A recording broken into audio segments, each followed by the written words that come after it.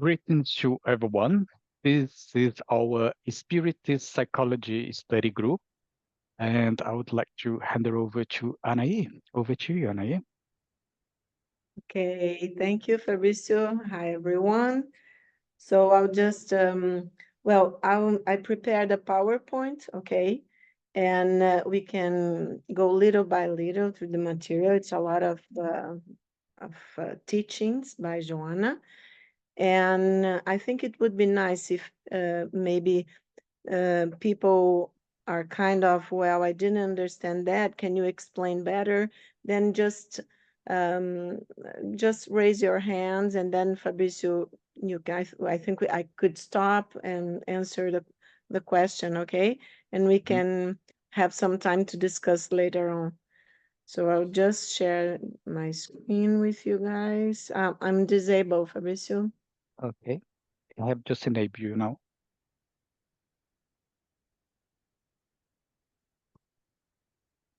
Can I try again? Yep. All right.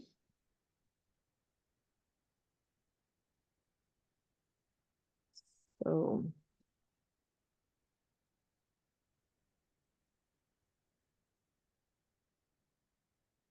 I think it takes a while And it looks like it's loading it. because it's not opening full screen, right? It's just showing to us like a black screen at the moment and say that you have start sharing the screen. All we can see is like a black screen. There's something happening here. Just a second. I think probably it's my internet, Fabricio. You want to I close and think open again? I will leave for a while. You guys Mhm. talk a little. Oh, well, something happened. Oh, there we go. Yes, we can see now. You can see? Yes. I think it was a internet fluctuation or something like that. I'll just put in the beginning. Okay. There's something going on here. We can see the slide. John Jones. Oh, okay. Okay, Yes. is that Yes. how is it now? Okay, I Yes. think it was Uh-huh. a fluctuation of the internet. Okay, so we are going to be talking today, sorry, about the relational instinct. So, based on the teachings of Joana de Angelis by Divaldo Pereira Franco. I thought it was interesting to put because sometimes people get a little confused if we are talking about an author like Professor Lionel Corbett that has been with us some meetings, or but just to make sure all this our meetings discourse are based in the teachings of Joana de Angelis, the spiritual author, psychographed by Divaldo Pereira Franco. Okay, all right. So we are going to use in the beginning here, The Awakening of the Spirit, her book from the year 2000. I always think it's very interesting. I think I told you that I have been listening to a lot of podcasts. I'm researching the anomalous experiences um, in and in a general population to see this shift in consciousness and the way that the collective unconscious is expressing itself these days of the transition. We say that we are going through a transition towards a regenerated world, as we say in Spiritist knowledge. So I have been listening to a lot of podcasts and YouTube channels talking about this in English. So people from Europe and United States, and a lot of people are talking about an awakening of the spirit as something that you can see that all of this has been going on at least since we have YouTube channels or things like that, I think it's not, if I'm mistaken, then maybe Fabricio or one of you can tell me. But I think YouTube channels, podcasts is like from 10 years at most, okay, in the past. I don't think it's even 10 years, right? I think it's only in the last years. Of course, there are a lot of people talking about awakening of the spirit, and have been talking because this is an information coming from spiritual realms, higher evolution spirits. So, of course, all around the globe, people are going to have the same or similar information that they will translate in their own cultures, okay? And through their possibilities of maturity and culture and perceptions. But I think it's also always very important that we give credit, let's say, to whom is talking to us, which spirit, which hierarchy, in, spiritual evolution.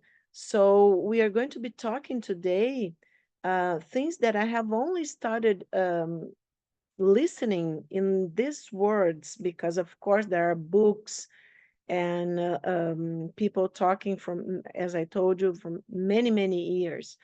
But in this language, in this way of speaking, and from the psychological point of view, the main author that I have seen in this, in this whole more than almost 20 books and more than 20 books from this broad psychological view that considers the spirit, for me, is Joanna de Angelis.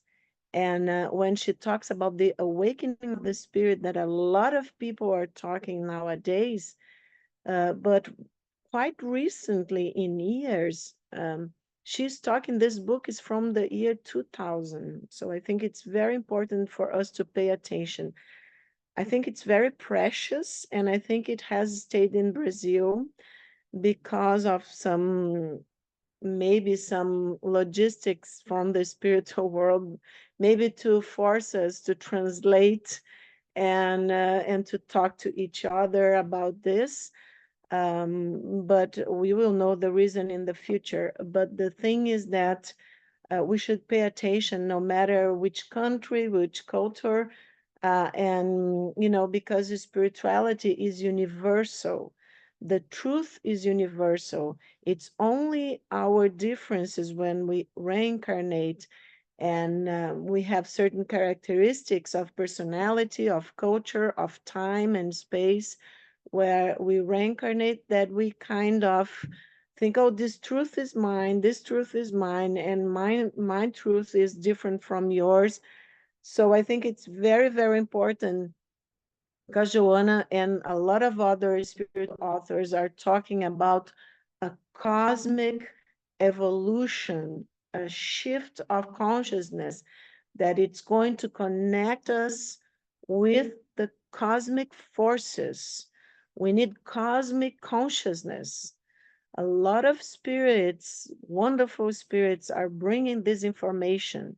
So it doesn't matter where we are in the world, which gender, age, or whatever, or culture, or even religion, or way of feeling the world. It doesn't matter, because if we are talking about a shift of consciousness, of an awakening of the spirit, and we are all brothers and sisters, we are all spirits reincarnated in this moment, precious moment of evolution of mankind, humankind. So it doesn't matter, the truth is going to be one, perceived by each one of us in a different way. As we always say, the elephant in the room, and we are blindfold, and each one of us is touching one part of the elephant. So each one of us are going to describe the same thing, but from our own perspective, right? And we need all to put together in this shift, because the shift is shift in consciousness is from humankind, human beings. So we need to put together all of our knowledges, all of our perceptions. Okay. So I just want to make this clear that Joanna de Angelis sends this book through Divaldo Pereira Franco, The Awakening of the Spirit. Actually, many of the books were written previously, even in her psychological works. But this has been sent in the year 2000. So in chapter 7 that we are going to be talking today, she talks about human relationships. Remember, we are talking about, let's say here, the relational instinct, okay? And this is a spiritual author talking about the relational instinct. So why is she talking about that to us? Why is that important? So Joanna says, everything comes from unity, capital U, of course, from unity, and returns to unity. The universe is one in its constitution, the result of the divine psychism, which involves and dynamizes everything. So we could talk hours about only this sentence. And I have, it's a synchronicity. I have heard a lot of people talking about that. We have now quantum physics, and it's kind of common knowledge. Even if many of us don't understand exactly the physics involved, we understand the metaphysics, we understand the philosophy that it's behind all the principles of quantum physics, and especially people that are spiritualists or that have some knowledge of the spiritist knowledge, let's say, that Allan Kardec, Chico Xavier, Divaldo, and other wonderful mediums and spiritualists, and spirits, authors have sent to us, have been psychographing and all of that, so we can understand with this knowledge, even quantum physics, people. Because when you go to a YouTube channel or a podcast, you see, I will never understand that. I have some people coming to me and say, oh, this is so complicated. I don't understand. What is quantum physics? People are talking about a field. I don't know if you have listened to that, a field that we are immersed in, this field that we communicate with this field. Spiritist knowledge has talked about this since the 19th century with Allan Kardec. So it's everything so new, the field that we understand, that we are exchanging and we are co-creating our reality. People are talking about the simulation as if like, a video game, that we are all in a simulation. Of course, we are in a simulation created by ourselves, by with our mentors and spiritual guides, because we come here to learn, to evolve.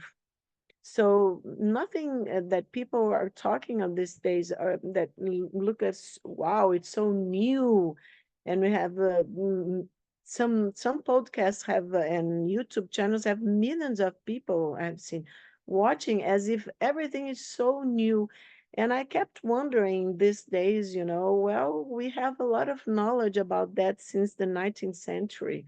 It's just that it's a different language. Of course, there has been an expansion of knowledge in science, and even in philosophy and other, and psychology, but to this day, the materialistic science, even to these days, have a lot of resistance to open up, and we need more scientists with open minds. It's incredible, because science is supposed, a scientist, a good science Scientists is supposed to have an open mind to deal with hypotheses and to try to look for them, to explore them, and try to prove, but in a sense of expansion of observation of nature and its laws. And remember, I keep telling you guys that Jung said that the psyche is part of nature, okay? And it's a psyche and matter are two different dimensions of the same unity. Jung talks about that, of the same reality, ultimate reality. So of course we should explore, and we should try to prove our theories, but with always open minds and changing as our consciousness expand and changes, and also changing with the information that comes to us. We cannot do like the monkeys. I keep telling everyone that I don't want to see, I don't want to hear, and I'm not talking about that, because then we are like children. Okay, and if I see something and it happens, and I try to understand that, well, but people say, well, you are the only person that it's seeing that. I'm not seeing that. I don't understand in the same way. It's okay, because as I told you in the beginning, we need each other. We need to listen to each other. We don't have to agree with other people say, but we have, of course, to listen with respect and try to consider that. Okay, why? Let's go back to human relationships, because Joanne is going to explain to us why this is so, so important. Because everything, including us, comes from unity, the creative force of the universe, okay, that we can call God. I love that Lionel Corbett, our friend here, Professor Lionel Corbett, says the head office. I think it's kind of cute. So everything comes from unity and returns to unity. The universe is one in its constitution, and we are part of the universe.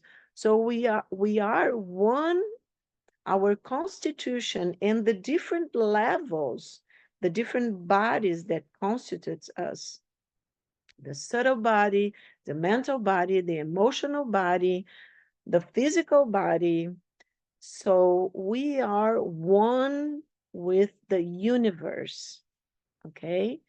And the result of the divine psychism, which involves and dynamizes everything.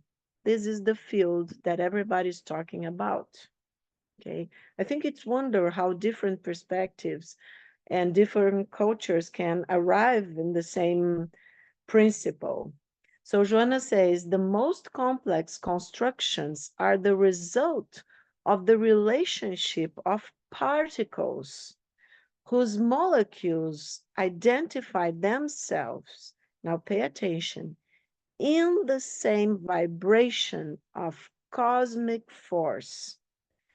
I underlined it, some of this, her sentence, because I think this is so important for us to read, reread, think, rethink again, okay? Because it's opening up from the micro to the microcosm to the microcosm, from connecting everything.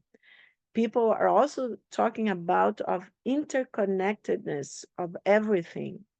Okay, and Joanna was talking about that in the year 2000, and Allan Kardec talked about that in the 19th century.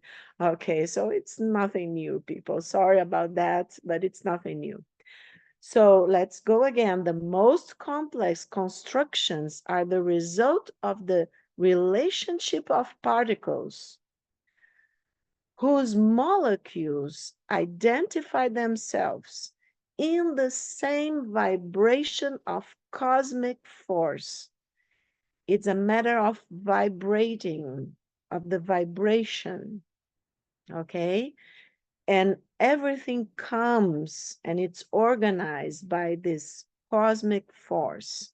Okay, so we vibrate differently and we connect in the microcosm, like in even in quantum physics, they say that. Then they talk about information, fields of information. But here, Joanna is bringing us, of course, the particles. Okay, she doesn't want to go that deep, so doesn't make our heads a little fuzzy or dizzy, but she's talking about particles whose molecules identify themselves. Look at of the relationship among particles, molecules, right? Vibrating the same cosmic force, always made up of microforms that are diluted in the primitive energy that constitutes the basic unit. So everything comes from this basic unit that we can call, of course, as she said here, the divine psychism, for instance, okay? The one, the unity. And everything goes back to this unit, okay? So she says that all minerals are related, whose strength of agglutination of atoms results in the infinite variety of forms through which they present themselves, possessing a special encyclopic vibration, ancient, big and ancient vibration. In the same way, plants interact intensely, exchanging specific vibrations and pollens that fertilize and vitalize them, during which time they develop spontaneous sensitivity that captures the energies that promote life. Look, in a very kind of small sentence, she covers minerals, the relationship with previously with atoms, right? Particles, molecules, then minerals, then plants, and all this relationship, that it's also needs vibration, okay? Similar vibrations. So she says the same phenomenon occurs with animals, now more intensely due to the instincts that propel them to vital impulses, without which they would become extinct, needing each other and at the same time preserving the ecosystem with other living beings. So interconnected of everything. Then human beings can in no way live without the relationships that constitute basic factors for facing challenges and developing the values that lie within them in an embryonic form. So you see the interconnectedness and the forces and the vibrations can differ in the different dimensions of life, in the different complexities of life, okay?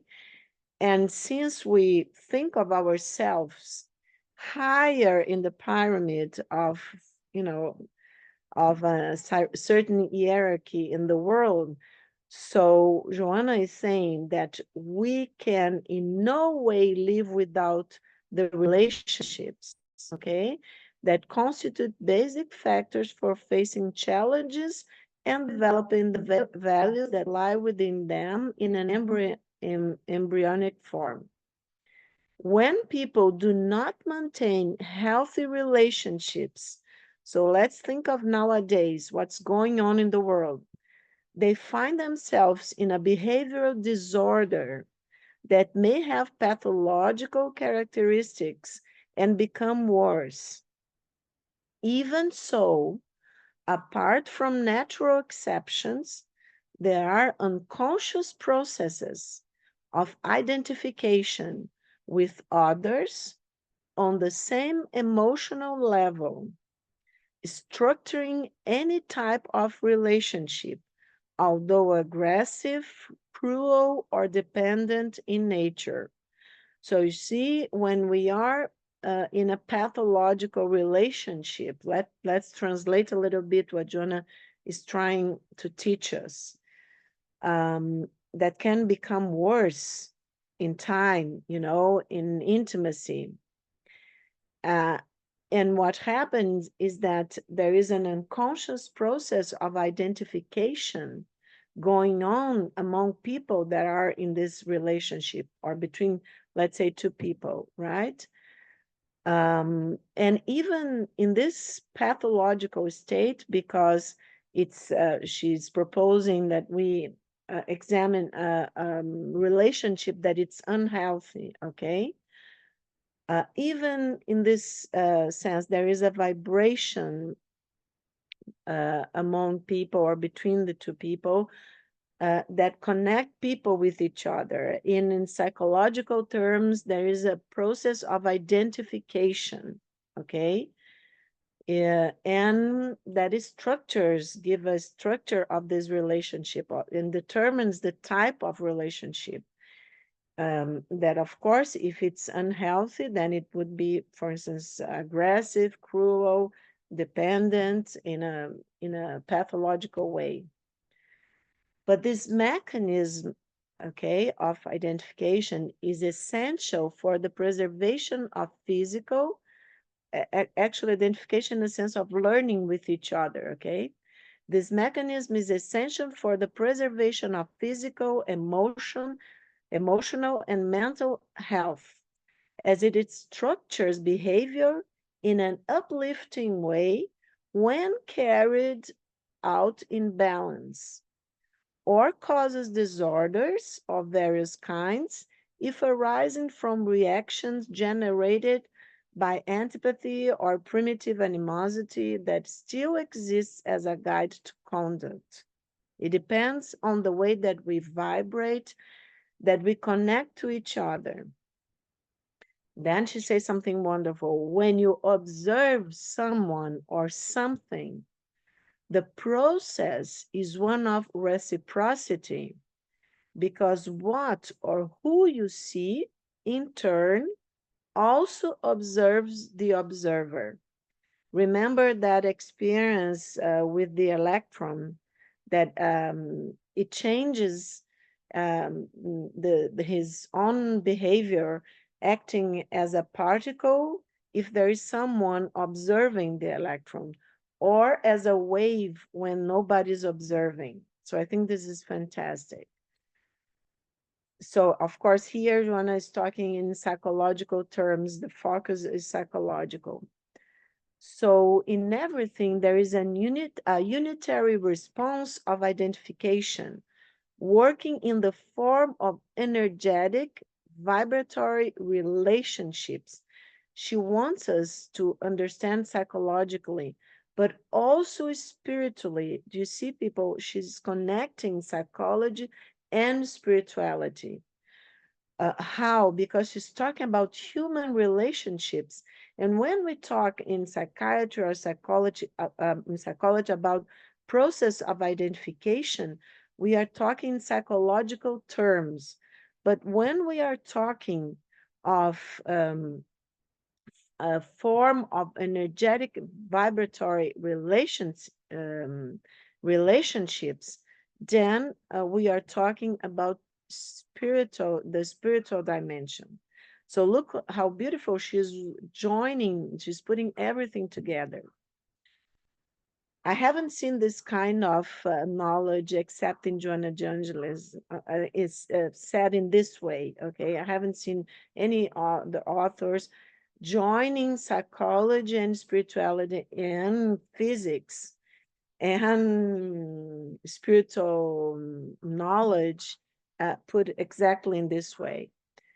So let's go again. In everything, there is a unitary response of identification, working in the form of energetic, vibratory relationships. Without such an occurrence, the meaning of human life would disappear, and the survival of animals, plants, as well as the permanence of minerals would result in the form of the so-called chaos of the beginning. Don't we have to pay attention to that, right? Without this careful, and Jung talks about the expansion of consciousness also, but then he was talking about the self, capital S, okay, in the need for us to pay attention to this knowledge that comes from the transpersonal dimension of the psyche. That is the spiritual dimension. Jung doesn't say like this, but we know nowadays through Joanna, and that it's the transpersonal dimension of the psyche is a spiritual dimension that we connect to uh, through this ourself, our spirit, right? So the soul is connecting the spirit, our spirit, uh, to, we could say, and so the spiritual dimension to the ego that it's here in the material world, okay? So we need desperately to heal our souls, to make our souls stronger, to develop our consciousness, to make our souls healthier and stronger in a sense of morally speaking, and with the spiritual values developed enough so that we can better connect when we are here. That's the kingdom within us. When we are here, we can be, more capable of connecting, bringing the spiritual dimensions, the higher spiritual dimensions, to here, to this world of ours where we learn duality, and we are in this beautiful school, but very tough, very difficult, where we suffer, we still suffer, but that we are transitioning to the regenerate world, of course, which means that the spirit is going to be more active, and with its consciousness expand, not only more expanded, but also more active in this world with less duality, okay? Still learning, still evolving, but now, let's say, more mature spiritually speaking. So Joanna says that in everything, there is a unitary response of identification working in the form of energetic vibratory relationships. Okay? Without such an occurrence, the meaning of human life, meaning for Jung is also search for meaning, is the development of spirituality, okay, in all of us. And for research purposes in psychiatry is the same thing. We say that spirituality is the search for meaning, the search for our purpose here in this life. So Joanna says that without this psychology where we observe and are observed by by other people, so without these relationships between among all of us, and that includes the vibratory and energetic fields that will interconnect all of us. So without this, the meaning of human life would disappear. So what would we be doing here? Okay, and how we would connect to all of these different dimensions that are here present in this, because everything is interconnected, the material world and the spiritual realms. So the meaning of human life would disappear, and the survival of animals, plants, as well as the permanence of minerals would result in the form of the so-called chaos of the beginning. So she says the relationship can also be identified in the range of the noblest instincts and emotions as the vital elan. It's a French word, the force, enthusiasm, and for the process of intellect moral growth, to which everything is destined by the single causality. Look at the different words that she is describing this unity. I think it's so beautiful. Of course, when I read this, do you know what this means? Who knows about the fractals? I'm not sure. Our friend Kai Carvalhal, sometimes she is with us. I think she is in Europe in some conference, but I was invited to be with Professor Lionel Corbett in the presentation of Kai Carvalhais, that I hope she will be with us pretty soon at some point in our meetings. In her, in her doctoral thesis, okay, where she talks about fractals and reincarnation. I'm not going to give you spoilers because I want people to come back and to think about that and to listen to that. It's wonderful, her thesis. But I brought to you, you know, how this, I don't know if you can see here, how the forms repeat themselves. When I was reading Joanna, I kept thinking, yes, in science we say that shapes repeat themselves in nature. And Jung says, as I told you, the psyche is part of nature, okay? So of course, if everything is interconnected, our different bodies, the psychic, our psychic body, mental, emotional, material, will repeat forms, okay, as nature repeat forms. Um, it's not for you to get upset. I haven't heard about that. It's just for to give some, and I don't want to give spoilers because we want Kai here to talk to us about the fractals and reincarnation. But I just wanted to bring you a little bit. Look at this beautiful image. So here to my right, I think it's your right, is a forest seen from above. Look at how the forms repeat themselves. To my left is a tree and some rays in a storm, okay, by the side. And here's a vegetable and plants that keep repeating the forms, repeat themselves. I think it's so beautiful. And who thought about that? I don't know if you have heard this mathematician. It's called Benoit Mandelbrot. I hope that his name is correct. And of course, of course, I went to look in a simple way to talk to you. And when I saw some things in the Wikipedia in English, this is not fun. Then I found in the BBC Brazil, of course, since in Brazil we have all um, this culture of spirituality and spiritually and spiritism and religious syncretism. BBC Brazil made a wonderful um, description and of his work, and he said in his biography we can read that Mandelbrot did not attend his first 2 years of school and was largely self-taught or taught by family members. He was a very small child in the Second World War. Okay, he had a gift for seeing the hidden patterns of nature.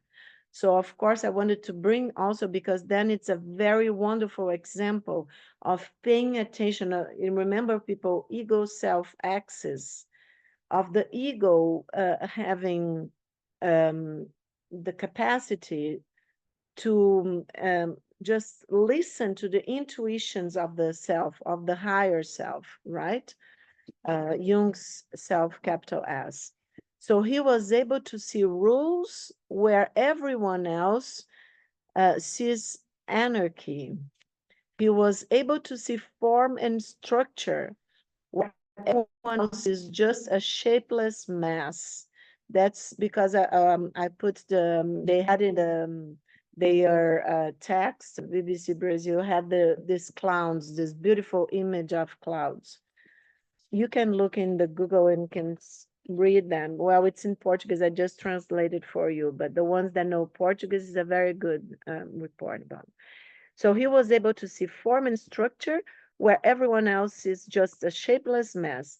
And most of all, he was able to see that a strange new kind of mathematics underpin all of nature. I was very glad about that because I'm awful in mathematics. I know who are good. I, pay a lot of respect to you, but I'm awful. If I see the numbers, that's something interesting. If I read the principle behind it, then I understand everything. There's something in my brain, I don't know, that's something different. Maybe I can, when I go back to the spiritual realms, I can understand that. Okay, but so I think Mandelbrot is a very nice example to see nature, to observe, remember, observe and being observed with the eyes of our higher self, expanding our consciousness. Okay. So back to Joanna, she says that relationships of any nature offer a field for reflection when in the area of consciousness by providing parameters that provide ideal behaviors through analysis of each experience and the results they bring. Remember, we are in a self-discovery process here, right? Trying to help each other with that.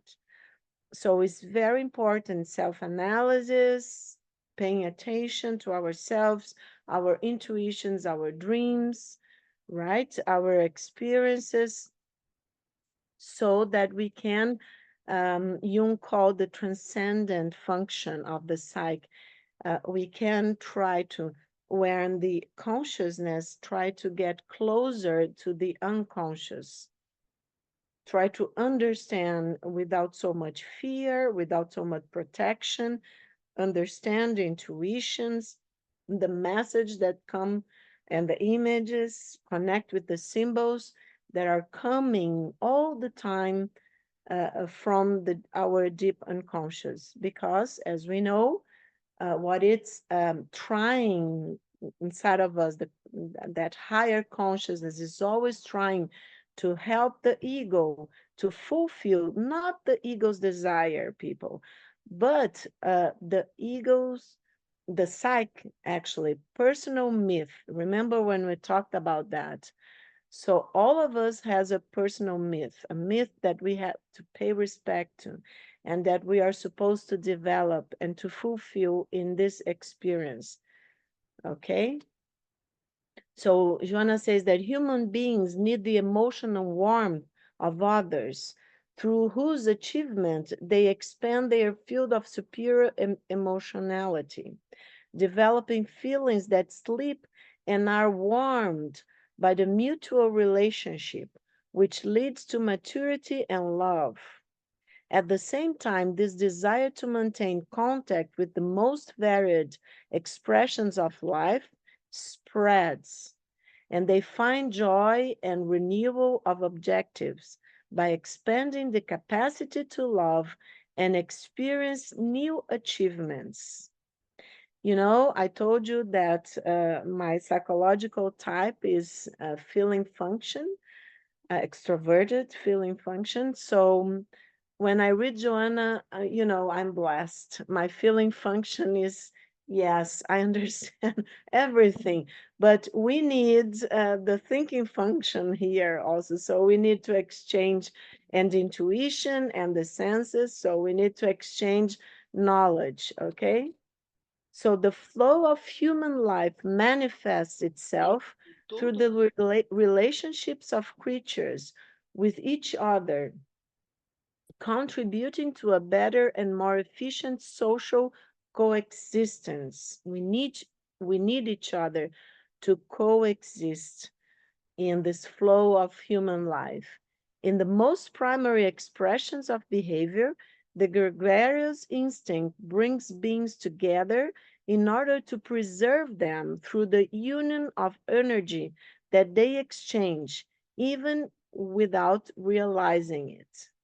Then comes a story. I think maybe we have talked about that in some previous meetings. I found a very cute picture of porcupines in the internet. So Joanna talks about an old fable that tells that in a now remote ice age, porcupines felt threatened with destruction by the cold that reigned everywhere. By instinct, they came together and managed to survive due to the heat they radiated. However, because they were very close to each other, they began to hurt each other, causing unexpected reactions, which caused some of them to move away. As a consequence of the decision, all those who were far away began to die due to lack of heat. The survivors, realizing what was happening, approached each other again, now, however, knowing the precautions they should take in order not to hurt each other. Thanks to this happy conclusion, they survived the terrible calamity. Of course, there's been only like 2 years of the pandemic, and people who are going to be watching this in the future believe that every time that we have to face a calamity together, the psychological reaction many times first is to look for each other, to search each other, to search for help, for the warmth that we can provide to one another. But then, with what happens, of course, we are traumatized. There are a lot of unconscious stuff that we have to deal with. So we hurt each other. Sometimes we are going to envy one another because one is better than the other. Sometimes we are jealous of people. Sometimes we can't understand what's going on with people that we love, and then we go apart, and what happens in that, it's, you remember everything that Joanna is asking us to pay attention. We need each other. Everything is interconnected. We are deeply, deeply interconnected to each other. So what happens when we go apart, as the shadow, collective shadows and the shadow aspects of the, some dimensions, this material, even some, in a very low dimensions of spirituality, everything that is shadow wants us to get apart from each other. Pay very much attention to that, people, because we are beings of light. And when the light shines within us and we shine with each other, then we are doing what Jesus, our most evolved being that we know, that has been here to lead us back to unity, capital U, and lots of other wonderful beings of light, Buddha, and also, in different religions, beautiful beings that have come to teach us the way back to unity. What happens is that if we forget that we are sparkles of light from this unity, from this source, this that creates everything, uh, so what happens is that it's easy that we get lost in the shadow, in other people's shadow. Remember, we are identifying. So if we like diminish our light, if we identify with the shadow, we have to work with our shadows. We have to integrate our shadows, to learn with our shadows, but not to identify with our shadows. Remember vibration? Because in the way, when I identify with what is shadow, then I vibrate low, and then I am in low dimensions of existence. Okay, and then my light diminishes within myself, and I get pathological. I get neurotic. I get away from other people's light. I get envy, the hurts of the soul, and then I have to do to go back to the path to healing my soul, okay, to do the work that my soul is supposed to do, to be this intermediate between the light of the spiritual dimensions, the higher spiritual dimensions, and this school of learning here that we are, okay? So I think it's wonderful that Joanna brings this example. And you see, she talks about old fable. And then some people are going to ask me, oh, Anahy, but wasn't Schopenhauer's parable, where we saw for the first time this story about the porcupines? Because, of course, Arthur Schopenhauer, that it's in the 19th century, I think, he made a parable about that it's called, I think it could be the porcupine dilemma or hedgehog's dilemma or something like that. Okay, so you can find in the internet by the both names. And we know that Arthur Schopenhauer was a German philosopher from the 19th century. Jung talks a lot about Schopenhauer in his collective works. And but the focus, as I told you, he was from the 19th century, okay? And he was an introverted. There's a little story of how he came with this intuition, but he was perceiving that reality that he was observing in people through his introverted attitude. We have seen that in psychological types. Please, people that are listening to this and haven't seen, watched the meeting about psychological types, go to Burnmouth Spiritist Center, right, Fabricio? And look at that. You have all the our meetings are published there, right? People can go and look. Yeah. Go ahead, Fabricio. Yeah. Yeah, I Hmm. thought you wanted to. Okay, Hmm. so just go to the channel in the YouTube, Birdmouth Spiritist Center, right? Okay.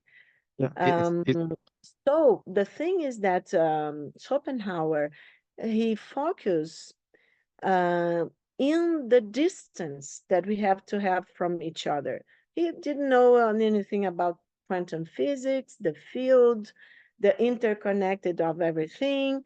So he said that the porcupines were caught between two evils, being frozen to death or hurt by their quills until they had discovered the proper distance from which they could best tolerate one another. And he talks about our unpleasant and repulsive qualities and the mean distance which enables us to endure being together as being so this distance as being politeness and as having good manners, okay?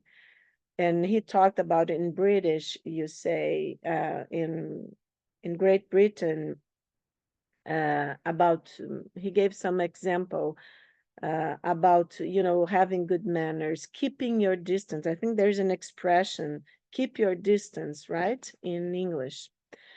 So, and just to remind you people that Freud quoted Schopenhauer's parable in a footnote to his 1921 work called Group Psychology and the Analysis of the Ego.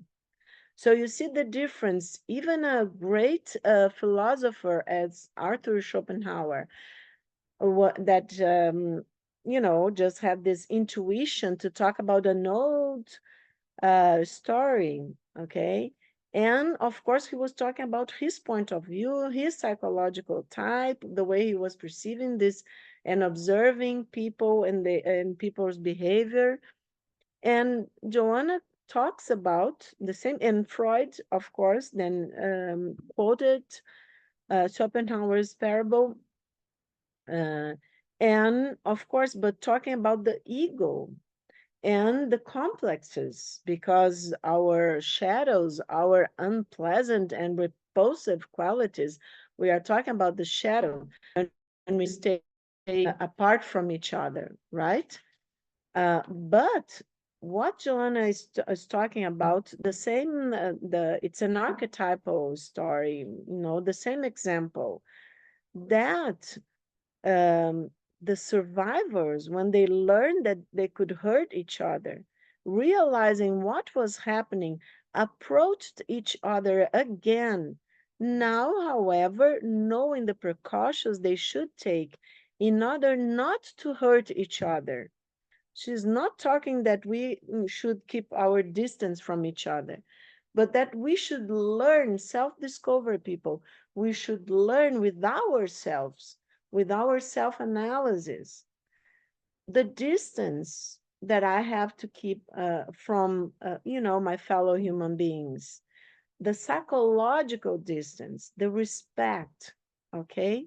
To be able to exchange good vibrations, to exchange light, and not shadow, and not neurotic patterns, okay?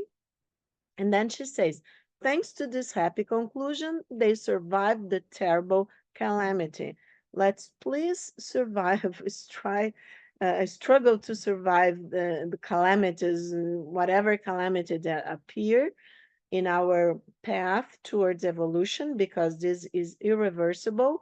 We are going in the direction of the regenerated world, okay? There's no, even if people talk about war, about this and that, this is the shadow, and the shadow is being illuminated by meetings as such as this one, by people talking about, in different ways, different podcasts, YouTube channels about light, about expansion of consciousness, about a field that interconnect all of us. Okay? So Joanna says, in general, people fear more serious relationships because they do not want to be hurt, believing that they will not get the understanding or support they need, preferring an attitude of distance, which does not prevent them from experiencing any other type of embarrassment. Such an attitude, undeniably conflictive, results in torment for those who behave this way because they feel expelled from the context, despite this attitude being of their own choosing. There is no psychological growth without facing problems, without the friction of emotions, particularly in the area of affective, sorry, the English here, affectivity, which is a new field for the being when it trains stronger and more valuable expressions of love. Okay, this is very, very important. There's no psychological growth without facing problems. Okay, the challenge of the relationship is a gigantic invitation to love in order to reach existential plenitude. It is impossible to postpone the proposal for the development of the superior self, the higher self, in which the divine seed of life resides, awaiting the propitiatory factors for its development, taking into account the fate to which it is destined. This is wonderful. I think we should, stick in the fridge, because it's wonderful. It is impossible to postpone the proposal for development of the higher self, our spirit, okay? Because the divine seed of life resides in it, and it's awaiting the propitiatory factors for its development, taking into account the fate to which it is destined. Okay, let's do the job, people. So we are beings of light. We want to have an image like this, right? And remember, I've shown you this slide. Jung says the sole purpose of human existence for him is to turn on a light in the darkness of being. Okay, I would say, because Jung said this in the 20th century, we are in the 21st century, trying to, expand to cosmic consciousness. So I would say at this point is not to turn on a light. I would say to turn on many lights. Let's be bold. Everybody knows by now that I'm a tracker. So let's go boldly where no one has gone before, quoting Star Trek, okay? And let's turn on lots of lights. At least have not gone before here, to that we know, right? In this world of ours. So we are going to leave some time for questions, but just a quick, I send you in the WhatsApp group people that are listening to this meeting and the YouTube channel. Please get in contact with Fabricio, right? If they don't have the text, send kindly to us by the U.S. Spiritist Federation, our friends in the U.S., the translation to English. So Joanna de Angelis in Self-Discover and Inner Search. It's just some sentences for us to finish this meeting here. So Joanna talks about search for unity.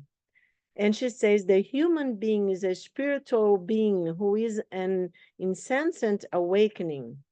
Human's fate is linked to the angelic state, due to human's energetic nature.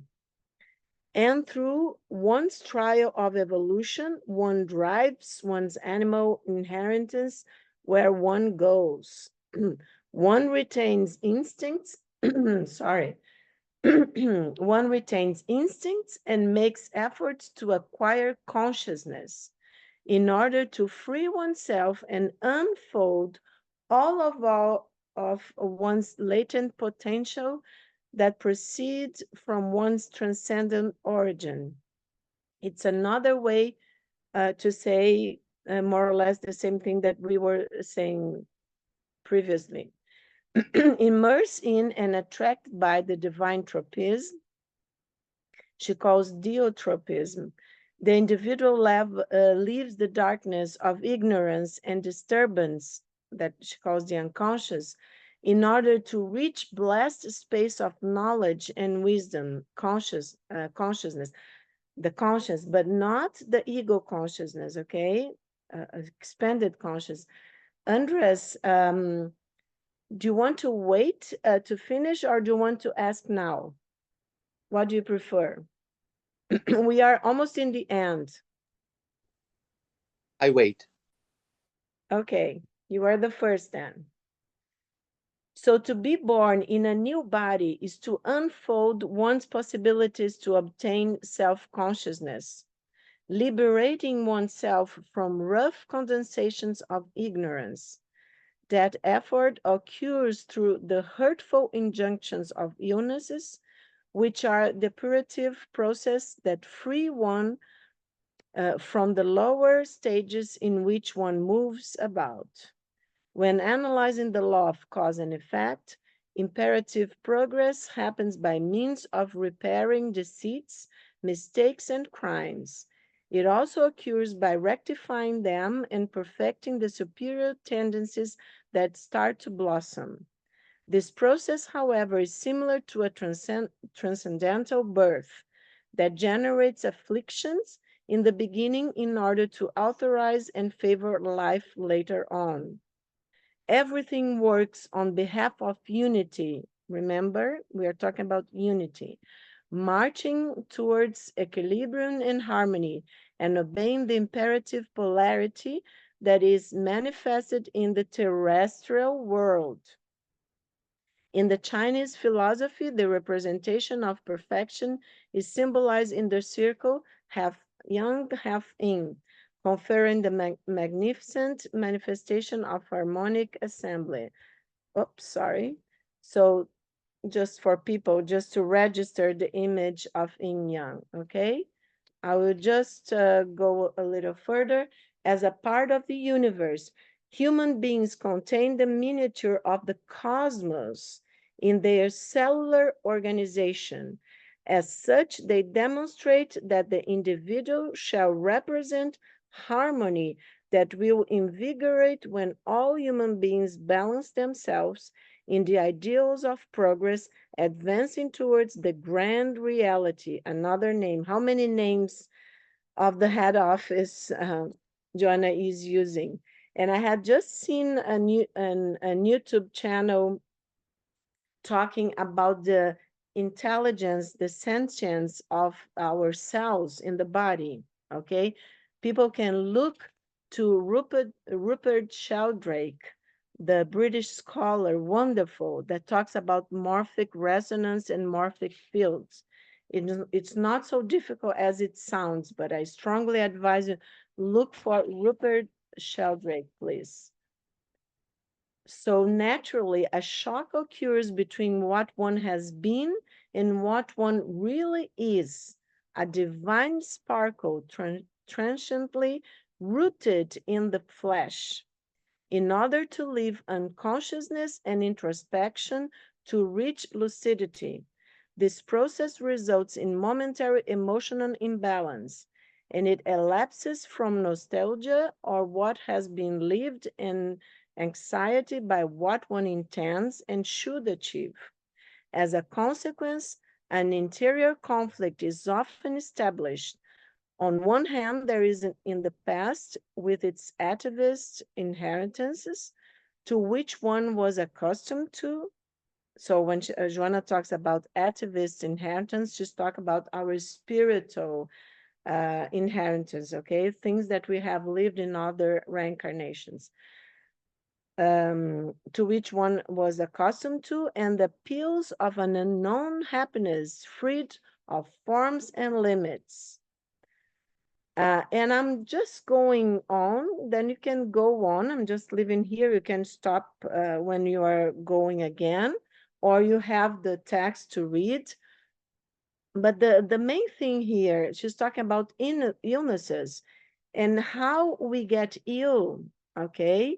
When we get in this emotional disturbances that affect our cells.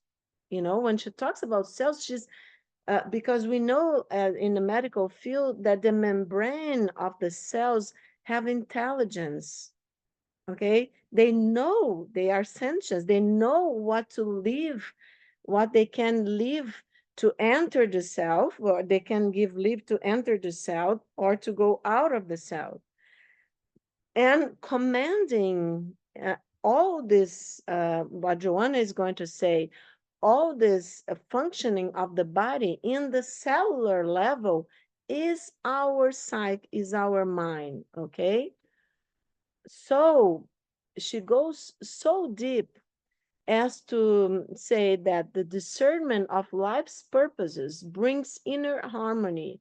That harmony provides the individual's natural integration to the cosmic assembly, then contributing for the preservation of the universal unity.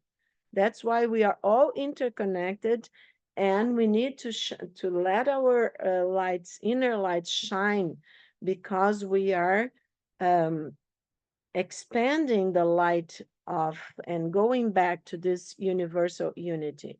In that sense, each organ in the somatic body, she's connecting cosmic consciousness to our body consciousness. Look at how beautiful. In that sense, each organ in the somatic body is a unity in the interdependence with the other ones. In its turn, each cell is a being per se, with specific function, working its share on behalf of the whole, in which it finds itself. We know that people that work in the medical field, the order of what is obtained through mitosis, now she's talking about mitosis, the duplication of the cell, depends on its equilibrium and automatism. Mitosis is an extremely relevant function that is maintained by the individual's mind. I haven't heard this in my medical university, in my medical training.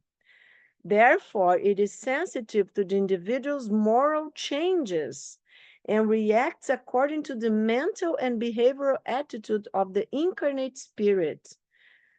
Wow, that's a lot of to cover.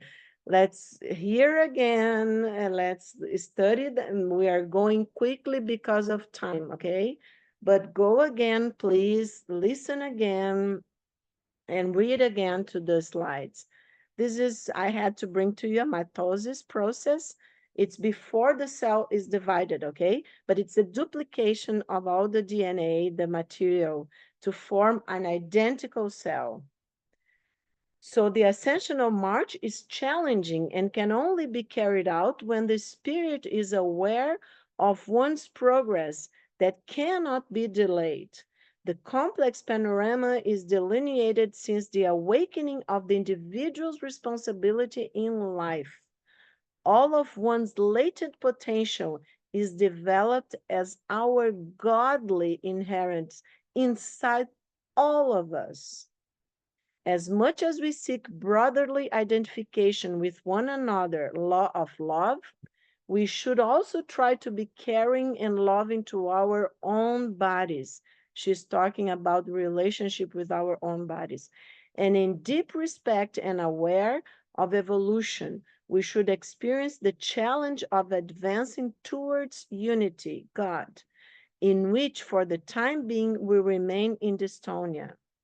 Therefore, everyone must make an effort to cooperate with equilibrium in favor of a harmonic assembly by experiencing the fullness of life in oneself.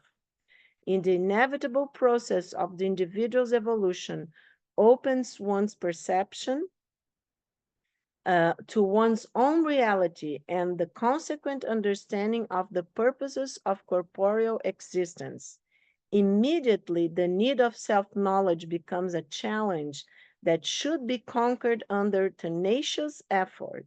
Self-knowledge provides the identification of available intellectual and moral resources as well as damaged behaviors. The individual who gets to know of one's own inner limits and rich possibilities, one conquers horizons of discernment. Thus, the individual's options extend through the liberation of pernicious atavisms. When the individual transforms deleterious energies into energies loaded with creative aspirations, that is, conscious and responsible biological reproduction, for instance, art, culture, and noble actions, one becomes limpid, leaving animal impulses for angelic conquests. So, two circumstances induce the individual to illuminate advances. And she talks here about the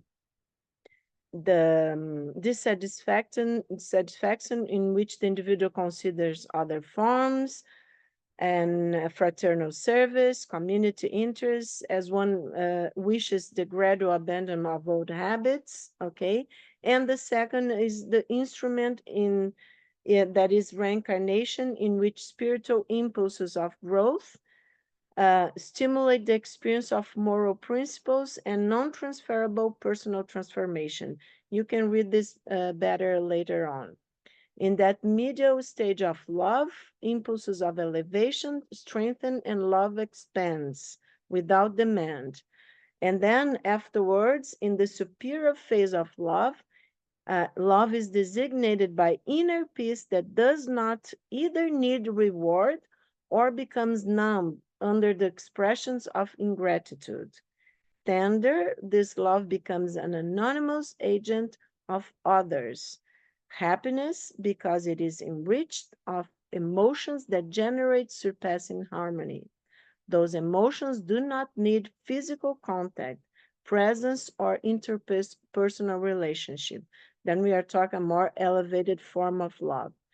And she says, love is the most vigorous creative power that we know of in the world.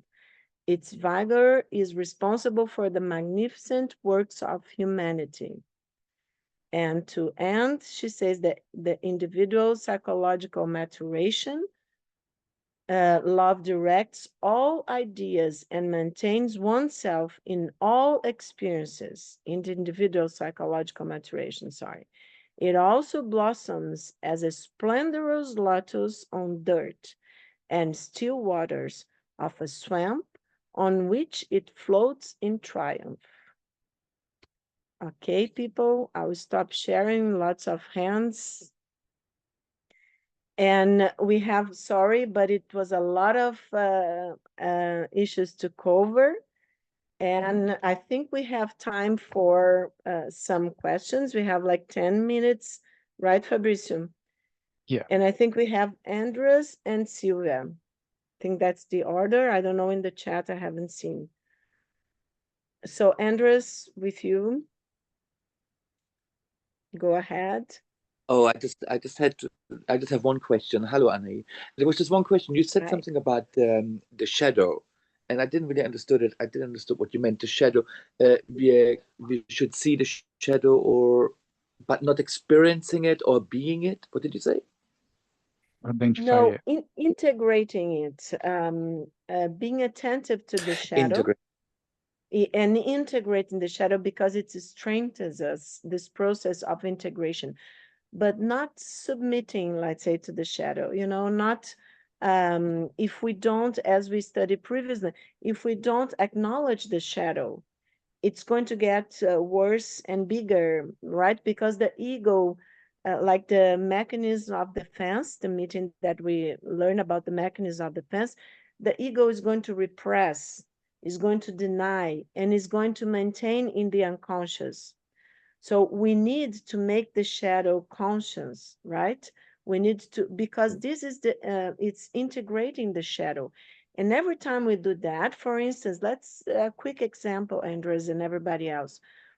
For instance, I'm envious of someone, okay, that I think has understand a very practical example, understand Joanna de Angelis better than I do, okay?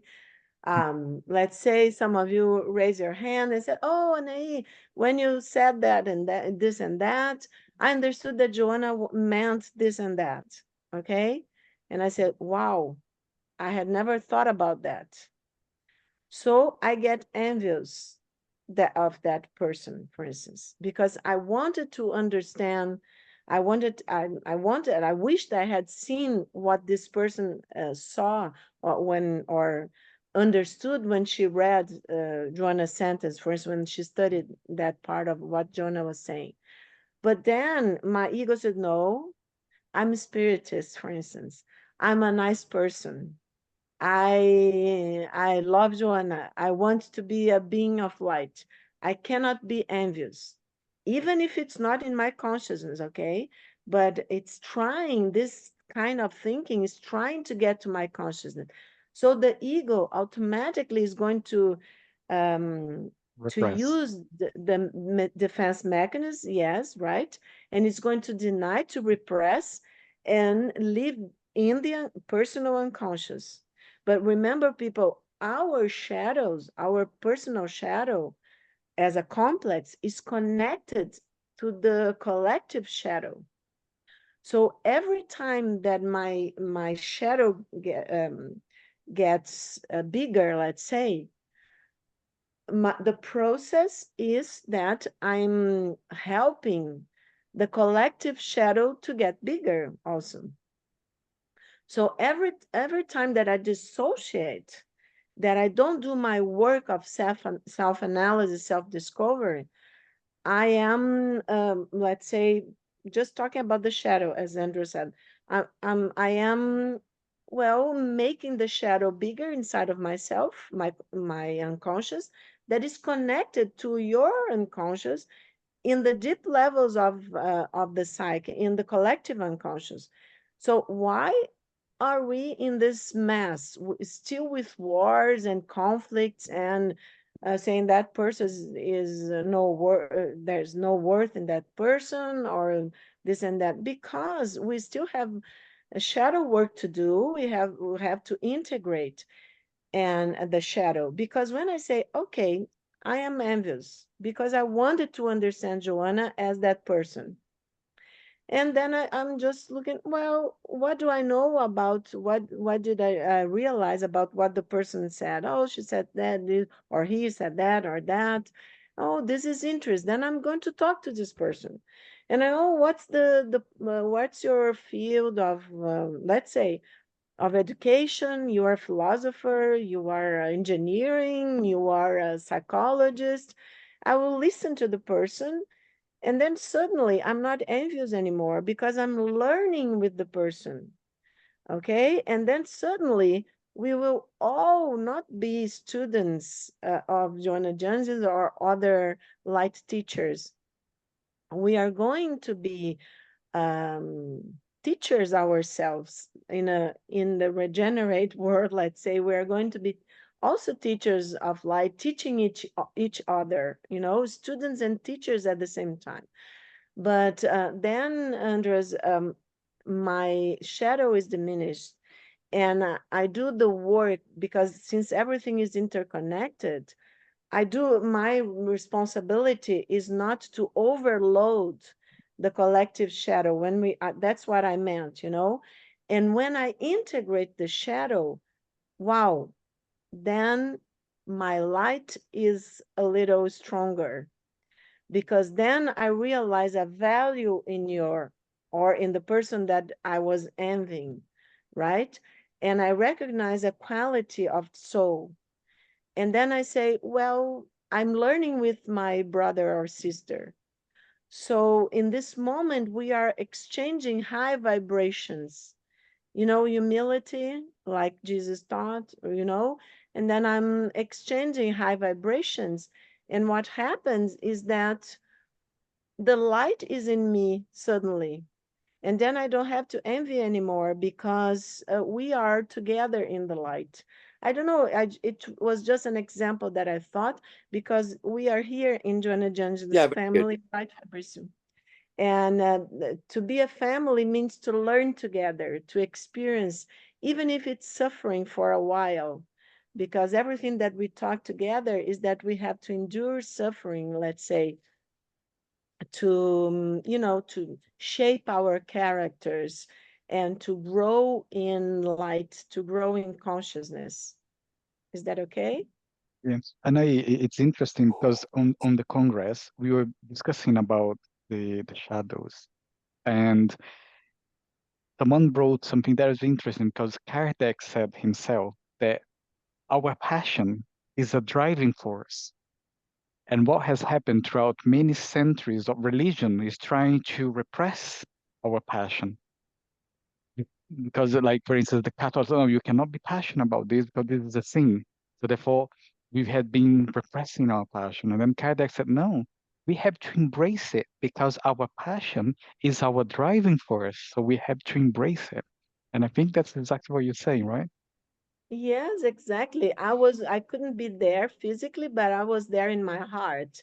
And then we were connected. That's a very nice example. We are all connected in the collective. So, yes, of course, because the passion, like Freud, the eros, the word eros, the myth, because it's psych and eros or eros, and he used as a only sexual force or drive. And eros, actually, the sublimation is this passion that you said that gives life, the energy that gives life, the energy of this passion that gives life. So of course we have to have to give life to our lights. Exactly, Fabricio. And Kardec was talking about that. And when religion, that can be a path, different religions, but sometimes it's not the right path, because if exactly this, if diminishes your passion, your elan, your arrows, the driving force of creation within yourself, then you are going to submit to other people's will, then you are going to, be not free. But also Kardec talked about, freeing the spirit, freeing the mind with the evolution of consciousness. And that's everything that Joanna is talking about, putting together with psychology. Thanks so much, Fabrizio, because it's a knowledge that But connects us all. I there was a think beautiful Sylvia there was wanted to talk. Sorry. It's are you striving, Andres? Are you suffering, or can we? no, I'm not. I wasn't really finished, but it's okay. No problem. Okay, so Sylvia. let's just give Sylvia. Go ahead, Sylvia. I was just saying something because you're talking about how difficult this kind of thing that Joanna is saying. But if you read André Luiz, he talks about fields, quantum fields, radiant. So the language is very much within our spiritist doctrine. And it's amazing how Joanna can bring this together. Because as you said, you don't read that deep in anything. Even the greatest writers, they don't go to that level because she's bringing it already, and for us to understand, it's such a blessing that we have this and we can be together and discuss, because this is a way of transformation. And I think something you're saying actually to Andreas reminded me something, a quote from Jung, that he says that humanity will not be transformed completely, but to be individuals within that will be transformed, and the force of the unconscious will bring others with them. And it's interesting as well, because you read this in Sufism, in Galeb and Khalil Gibran. He says something as well: when someone is hurt, I am hurt because I'm part of humanity. And when someone is well, I'm well. And it's so interesting that Joanna actually makes it so clear, all these connections, because we are a being of light that we don't know. Our light is hidden and needs to be brought out. And I find this fascinating. Anyway, thank you. Thank you, Sylvia. Exactly. I think you summarize everything, and you remind me of Emmanuel, Chico Xavier mentor, that says, I cannot quote exactly his words, but he said that evolution is inevitable. And, because revelation is always coming to light. And when I read in Jung's, revelation is always going on in the unconscious.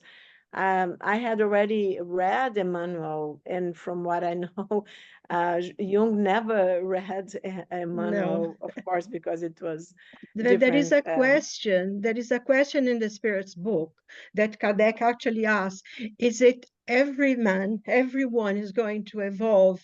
And the answer from the Spirit is your destiny.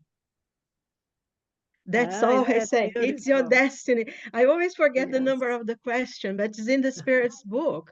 And that is, it's your destiny. Whether you want it or not, whether you lag behind, it will go, because there is no other way but progression, evolve, and enlightenment. And I think Yeah. if you get all these philosophies, Sufism and everything is connected, and we are connecting. As we go Yeah. up the mountain, Yeah. something happened once with us that, this really, I went to France to Rocamadour with the Black Virgin. I don't know if you know about the Black Virgins, 400 of them everywhere. And we had to go all in different cars, and we're so separated. And we are going up. By the time we start going up the stairs to go to this cathedral, it's in the rock, we all joined together. All of our group came together as one. And as we got into the church, everybody left. and we could be there, just a group, and we said a prayer for peace for the world. It was the most incredible experience. And I think these connections happens all the time in life. Even Oh. being in this group now is a connection of cosmic, we are reaching the cosmic Christ. So I find it great. So Thank you. everybody's smiling, everybody that I can see. It's uplifting. And I thank you so much and Fabricio and everybody for being here today, and having this opportunity for us to, to be together in this very high vibrations, high end, high. I missed you all because I think a month is a lot of time, right? But anyways, we are interconnected, right, by this all this loving energy. And let's not forget about that, because our egos tend, of course, sometimes to connect, with low vibrations, because of course we are still in a dual world and a lot of things going on. But as Andros asked, and very and remind all of us about the shadow. We know the path, and meetings like that and studies like that with Joanna De Angelis, different groups, different people in the United States, in Europe, but everybody joining together to bring more light to all of us. So thank you so much. I think we are in time, right, Fabricio? Yes, we are. Thank you so much. It was a wonderful time to be together with you. Thank you. See Bye. you next month, people.